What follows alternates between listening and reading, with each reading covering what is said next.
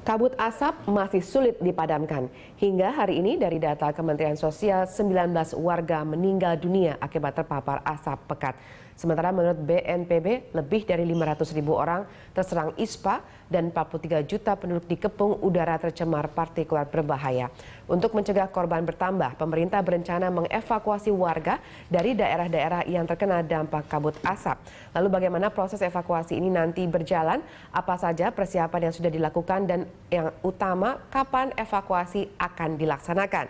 Pemirsa, untuk mengulas masalah ini telah hadir di studio Menteri Kesehatan Nila Muluk, Wakil Ketua Komisi 4 DPR Herman Hairon, dan Manajer Kampanye Walhi Zenzi Suhadi. Halo, selamat malam Ibu Nila, selamat malam Pak Hairon. Selamat malam. Baik, pemirsa, Anda juga bisa turut berinteraksi dalam dialog ini melalui sambungan telepon di 021 529 00311 atau 021 529 00308 dan SMS di nomor 0811 833 5551. Dan Anda dapat mention di Twitter @berita1tv atau Facebook @berita1tv. Sejak 1 Juli hingga 28 Oktober 2015, korban kabut asap terus berjatuhan.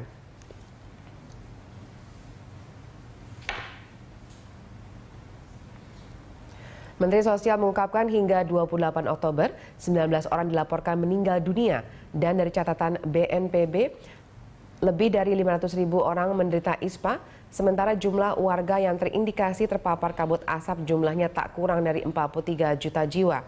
Tak hanya di Indonesia, kabut asap juga membuat kualitas udara di negara-negara tetangga seperti Filipina, Malaysia, dan Singapura memburuk.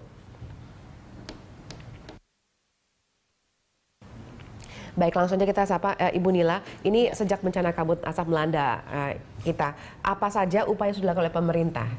Baik, terima kasih.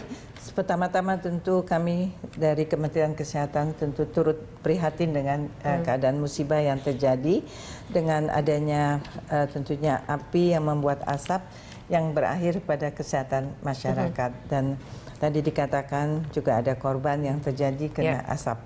Tentu kami sangat prihatin dengan kejadian ini. Tentu apapun yang sudah terjadi kita harus tentu mengatasinya. Terutama tadi juga dikatakan dampaknya terkena adalah ISPA yang begitu tinggi atau begitu banyaknya masyarakat terkena. Kami memang sebenarnya sudah jauh bentuk bekerja untuk mengatasinya. Catatan dari tentu laporan yang kita sudah lakukan sejak pertengahan Agustus kita sudah mulai memotivasi untuk semua pemerintah daerah untuk membantu. Sebenarnya dengan asap ini pertama-tama kita harus cegah untuk tidak masuknya partikulat itu ke dalam mulai dari hidung sampai ke paru-paru, yaitu dengan kita memberikan masker. Jadi masker dalam hal ini memang untuk menahan agar partikulat tersebut tidak masuk. Ini maskernya itu harus khusus atau sebenarnya kan masyarakat mungkin mereka kurang paham jadi akhirnya membeli masker yang tersedia di mungkin di tempat-tempat seperti apotek dan mungkin supermarket. Sebenarnya intinya masker itu kan mau menahan partikulat yang tadi saya katakan debu untuk masuk ke dalam hidung. Partikulat untuk asap ini tergantung tentu besarnya beda dengan virus yang akan masuk. Di sini tentu partikulat debu ini sebesar 10 mikron. Jadi sebenarnya masker itu seperti masker yang kami berikan ke masker kesehatan itu untuk partikel-partikel yang sebesar 10 mikron itu bisa tertahan.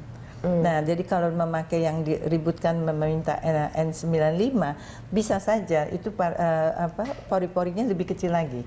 Itu lebih banyak sebenarnya untuk menahan virus. Jadi itu besarnya pori-pori 0,3 sehingga kalau partikel yang begitu besar menempel di masker ini sehingga kita untuk mendapatkan udara agak sukar. Karena itu untuk masker itu diminta untuk tidak terlalu lama dipakai dibuka supaya ada juga udara yang masuk. Itu sebenarnya. Tetapi juga harus fittingnya harus benar. Jadi kalau dipakainya tidak tertutup dari bawah tetap masuk udara ya sebenarnya sama saja. Jadi artinya memang demikian. Jadi memang masker ini sebenarnya hanya untuk menahan, mengurangi, meminimalkan partikulat yang masuk. Karena nanti mereka akan membuat iritasi kepada saluran pernafasan kita baik dari mulai hidung sampai tentu ke dalam paru-paru. Oke, lalu selain memberikan masker, apalagi yang sudah dilakukan oleh pemerintah? Iya, Kedua, kita memang harus memperhatikan indeks pencemaran udara ini, atau kita sebut ISPU, jadi indeks standar pencemaran udara. Itu normalnya 0 sampai 50. Di atas 0 sampai 50 itu kita meminta agar bayi atau anak-anak yang betul-betul ringkih, jadi anak kecil ini, untuk kiranya mereka tidak berada di luar. Jadi mereka untuk di dalam ruangan. Kemudian di bawah 200 itu kami meminta Kementerian Pendidikan agar tentu tidak mensekolahkan anak-anak SD untuk SMP untuk ke sekolah. 300 mungkin sudah dewasa atau mahasiswa, 400 itu sudah seluruh masyarakat sebaiknya tidak terpajan dengan udara di luar. Tetapi tentu kami tidak mengatakan tidak boleh keluar, boleh, tapi tadi pakai masker. Kemudian kedua, dalam arti juga jangka panjang, jangka waktunya. Artinya kalau 24 jam di luar ya itu memang tidak diperkenankan. Tapi kalau sebentar dan memakai masker, dan kita juga menjaga fisik tadi, banyak minum air, makan buah-buahan yang menjadi membuat fisik kita menjadi lebih sehat, tentu masih bisa. Tetapi kalau anak-anak sekolah, saya kira lebih baik kita tidak masuk sekolah. Oke, makanya sebagian besar yang daerah yang terkena dampak ini meliburkan sekolah-sekolahnya karena dipikirkan untuk kesehatan anak itu. Untuk kesehatan anak itu. Tapi sekarang tadi dengan adanya tentu koordinasi di bawah Menko Polhukam, di mana kita tentu semua dalam hal ini, termasuk tentu yang di bawah Menko PMK, Kesehatan, Pendidikan, dan Sosial, Menteri Pendidikan juga mengatakan masih bisa, kita bisa sekolah, tetapi ditutup ruang sekolah itu tadi yang dikatakan kita membuat shelter atau rumah singgah. Jadi sekolah itu sendiri sebenarnya bisa dijadikan shelter. Bisa, ya? tapi dengan jendela yang terbuka itu semua ditutup. Jadi ditutup, tapi jangan tidak tutup mati ya. Artinya kalau mau ditutup sebagai plastik, sebagian masih ada tentu ditutup dengan kain. Tapi kalau kita usul dari kesehatan, kain itu juga basah sehingga menahan partikel-partikel tadi. Oke. Jadi supaya udara masih tetap masuk ya. Informasi-informasi seperti ini apakah juga sudah disampaikan kepada masyarakat? Karena kalau misalnya dari perkembangan data yang kita ketahui kan jumlahnya semakin banyak yang terpapar. Apakah kemudian mereka juga sudah diinformasikan untuk menjaga diri sendiri gitu untuk meminimalisir? Kalau kami dari Kementerian Kesehatan, saya katakan tadi kita sudah jauh lebih lama ya untuk mengerjakan. Kami juga meletakkan promosi atau penyuluhan di sini, dan kemudian sudah meletakkan leaflet dan juga memberitahukan. Tetapi kita mengetahui bahwa negara kita ini begitu besarnya, geografis begitu jauh, dan tentu kebakaran ini seperti misalnya di Jambi itu dekat kota Jambi betul, tapi ada di daerah Muara Bungo dan Kabupaten Tebo kalau nggak salah. Jadi artinya itu memang berbeda. Seperti Kalimantan di tengah itu Palangkaraya, tapi yang lebih berat di daerah Pulang Pisau itu. Oke. Nah, saya ke Pak Herman terlebih dahulu. Ini Pak Herman, dari penjelasan Ibu Nila tampaknya sudah banyak langkah yang dilakukan oleh pemerintah. Tapi menurut Anda apakah itu sudah cukup untuk dalam rangka menyelamatkan masyarakat kita dari dampak asap ini? Saya kira ini yang memang agak berat ya, terhadap upaya yang dilakukan pemerintah, yang dilakukan Bu Menteri. Tentu kita juga memberikan apresiasi. Artinya pemerintah juga bekerja keras untuk itu. Tetapi memang dampak yang ditimbulkan ini sangat luas, sangat besar, dan berimplikasi terhadap jumlah masyarakat yang begitu besar. 43 juta untuk ditangani secara mendadak seperti ini, saya kira juga ini sesuatu hal yang berat gitu ya. Dan yang kedua, bahwa sampai sekarang titik api terus menyebar ke arah timur gitu ya. Tadi kami mendapatkan laporan dari Persaki misalkan, itu sudah hampir 3 juta. Padahal di awal Oktober lalu kami mendapatkan laporan dari Menteri Lingkungan Hidup dan Kehutanan, itu posisinya di 1,7 juta hektar. Nah, kalau sekarang sudah mulai merembet ke yang lainnya, tentu juga konsentrasi pemerintah juga akan terus berupaya untuk memberikan satu solusi, baik dari sisi kesehatan, sisi pendidikan. Yang lebih penting sebetulnya ini Bu Menteri, bahwa ketika kemudian bahwa masyarakat di sana itu terganggu oleh paparan kabut asap, juga terganggu perekonomiannya. Jadi mana mungkin masyarakat mampu untuk tadi bernutrisi tinggi, vitamin yang tinggi untuk menjaga stamina, agar memang tidak tidak mengganggu kesehatannya. Pada sisi lain, bahwa durasi waktu yang menimpa masyarakat ini sudah sangat panjang gitu ya. di Riau, di Jambi ini sudah hampir 3 Dan bulan mungkin berlalu. sebenarnya juga dari tahun-tahun sebelumnya mereka juga sudah mengalami hal serupa ya, terutama di daerah-daerah yang paling parah seperti di Betul. Riau gitu. Artinya tahun 2007 misalkan itu kan juga parah ya. Namun saya kira pada waktu itu dalam waktu paling lama 1 bulan ya. Kemudian tahun 2013 juga grafiknya naik lagi. Ya. Tetapi juga hanya 3 minggu pada waktu itu juga selesai gitu ya.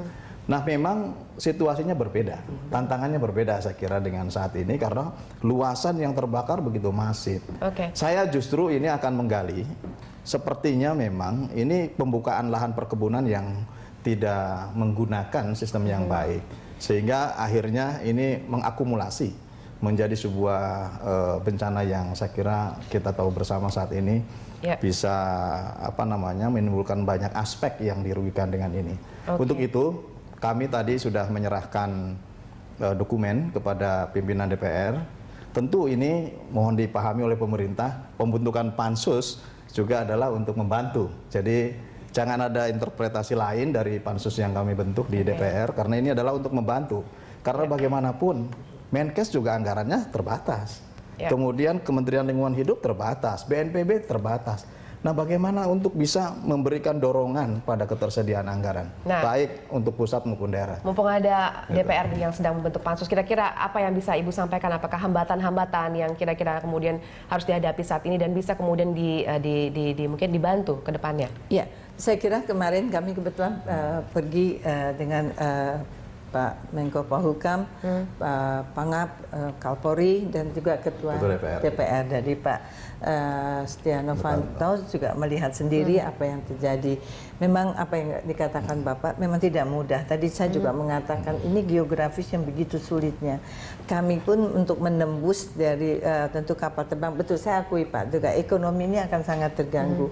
Karena sempat di Palangkaraya itu di daerah sungainya itu sama sekali tidak bisa terlihat. Berarti nelayan-nelayan itu juga tidak bisa bekerja.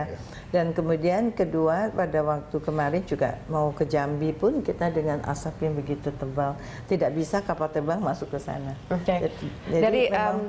Dari maaf saya potong, dari dialog kami kemarin dengan BNPB dikatakan di situ ada permasalahan koordinasi, misalnya antara pemerintah pusat dengan pemerintah daerah. Nah, apakah dari pihak Kementerian Kesehatan juga mengalami hal serupa, misalnya untuk dalam rangka mendistribusikan masker dan lain-lainnya? Iya, kami tentu mempunyai betul. Jadi antara pusat tentu kami mempunyai kepala dinas kesehatan di setempat. Kami tentu bersama-sama. Tadi dikatakan pertama-tama kita minta Pemda mengatasi lebih dahulu atau Kadinkes ini mencoba mengeluarkan tentu stok dari mereka dulu.